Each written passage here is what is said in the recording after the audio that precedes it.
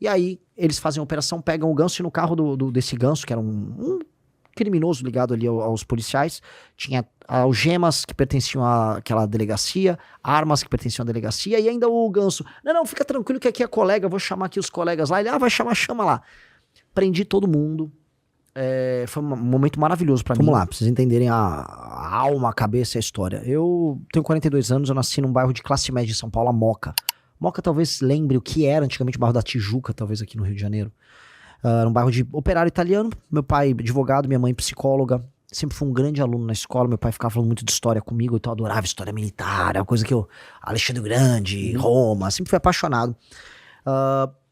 Minha mãe sempre muito dura comigo pra ser um bom aluno, então sempre tirei notas altas na escola. Era uma criança muito tímida, eu era muito, muito tímido. Alguns professores achavam que era esquisito, até meio autista, mas era uma criança funcional. Passo na faculdade de Direito da USP em 2000 e... Vestibular difícil da porra, né? Difícil. Não sei como é que é hoje, era um vestibular de humanas mais difícil pra entrar. Lá eu tive aula com o Alexandre de Moraes, Lewandowski, conheci a Janina Pascoal, Roberto Eros Grau, Miguel Reale, conheci muita gente. Teve nota boa lá, cara?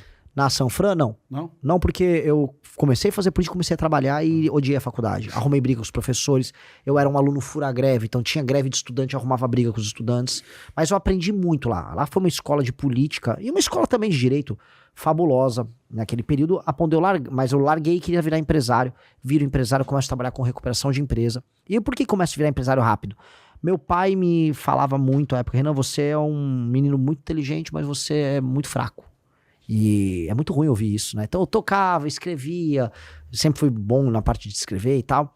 Mas Renan, vai encarar um sindicato numa empresa que tá fechada agora. Vai ficar no banco de réus numa ação trabalhista. Vai virar homem, vai virar cascudo. Meu pai sempre foi um cara muito cascudo. E aí eu começo, primeiro aprendo um pouco com ele, depois eu começo a trabalhar com vendas, aprendo a lidar com vendedor, começo a trabalhar com projeto, com RH, com a parte financeira, lidar com factory, que a empresa que tá quebrada, você tem que lidar com factory, com a agiota, com as dívidas que o dono anterior contraía. Então eu aprendi muito, gerei casca, acabo virando um empresário, ali com meus 25, 26 anos, já pra 2009, 2010, pego uma cancha, começo a ir bem. E aí tem um evento que eu prometi que eu ia contar aqui, que é bem interessante, que tem a ver com questão de segurança, que é um caso de achaque policiais civis lá em São Paulo, que me fez criar um MBL. Eu já era uma pessoa mais à direita, por questões próprias, particulares, mas um belo dia eu tava com meu pai, na empresa que meu pai tocava, não a minha, e aí eu tava com ele recebendo uma visita de clientes, fornecedores de tinta em pó. E aí aparece um monte de cara da Polícia Civil com uma foto do meu pai. Polícia, quem é Mário? Mário era o meu pai, né? Quem é Mário é engraçado, né? Porque ele te pegou atrás do armário, mas... Pega o meu pai, aí um sujeito chamado Ricardo, um armário gigantesco.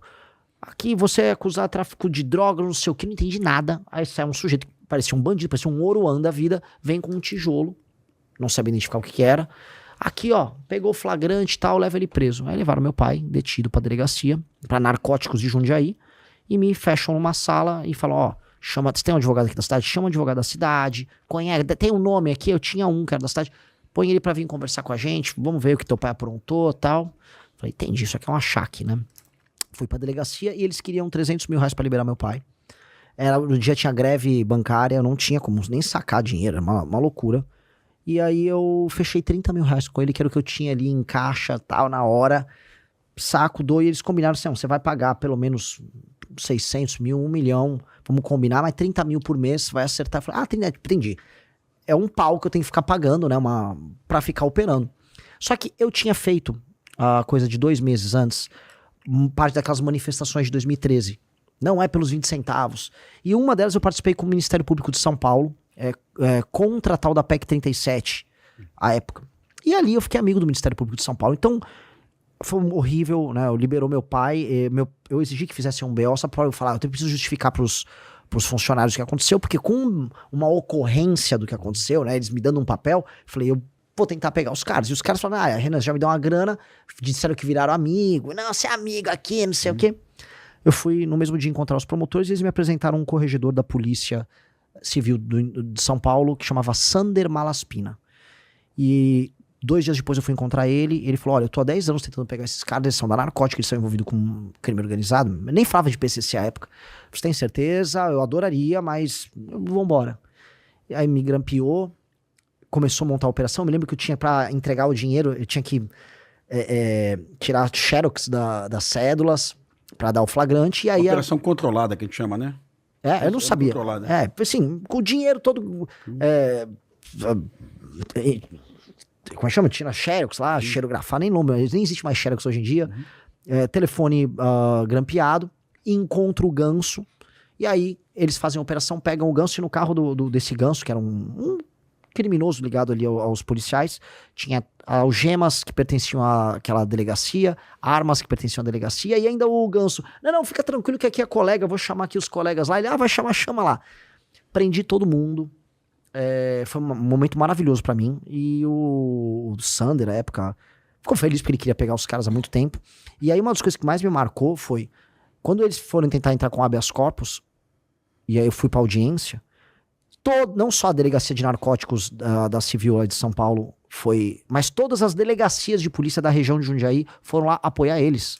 Isso. Então tinha uma massa de investigadores e tinha delegado no meio, e eu indo lá encontrar o juiz, pra ser pressionado. E aí eu falei, não me sinto seguro com eles na rua. Eles ficaram presos, perderam a funcional, ficaram presos por alguns anos.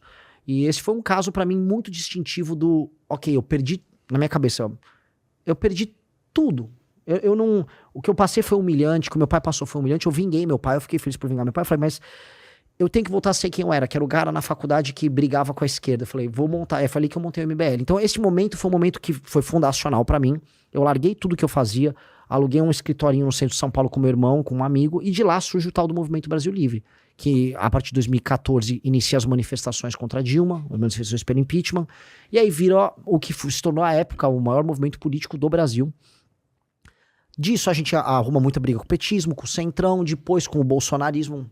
A gente deu porrada sempre em todo mundo. Por isso que a gente sempre foi muito chamado, vocês são esquerdistas. Porque como é que eu sou esquerdista? Se o Flávio Bolsonaro é envolvido no escândalo de corrupção, isso não me torna esquerdista. Atestar isso só me torna uma pessoa honesta. Mesma coisa se eu atestar um problema com a esquerda. E aí, à época, apanhamos muito, mas eu falei, olha, para ser um grupo político sério tem que ter as ideias próprias, não ficar preso dentro desses dogmas idiotas de direita e esquerda, mesmo me considerando alguém à direita. Ou seja, se uma política funcionar e ela for chinesa ou ela for americana, eu não ligo. O importante é que ela funcione. É isso que me interessa. E temos um próprio partido político. Fundo ali em 2023 ao Partido Missão. Ele fica pronto em 2025. Batemos todos os recordes de coleta de assinatura. Em todos, assim, em quantidade e qualidade, com a menor perda possível. Fundo a segunda maior revista de política e cultura do Brasil, depois da revista Piauí, que chama Revista Valete. Criamos um movimento cultural próprio. E aí me tornei hoje uma espécie de um CEO de um grupo político-cultural. Tenho muito orgulho disso. E eu acho que, com base nisso, acho que tem uma historinha aí contada. Cara, já. Como eu disse para os meus seguidores que você viria aqui, eu tenho seguidores de esquerda, de direita e tal. Muitos bolsonaristas me seguem. Recorrente aqui, seguidores bolsonaristas dizendo que o Alexandre de Moraes facilitou a existência da Missão. Isso faz algum sentido, cara? Assim, eu queria assim, se essa pessoa não gosta de mim ou não gosta do partido que eu fundei, poxa, você pode achar motivos pra me atacar, eu já falei besteira, outras pessoas nossas, ninguém é perfeito, todo mundo erra, mas estude.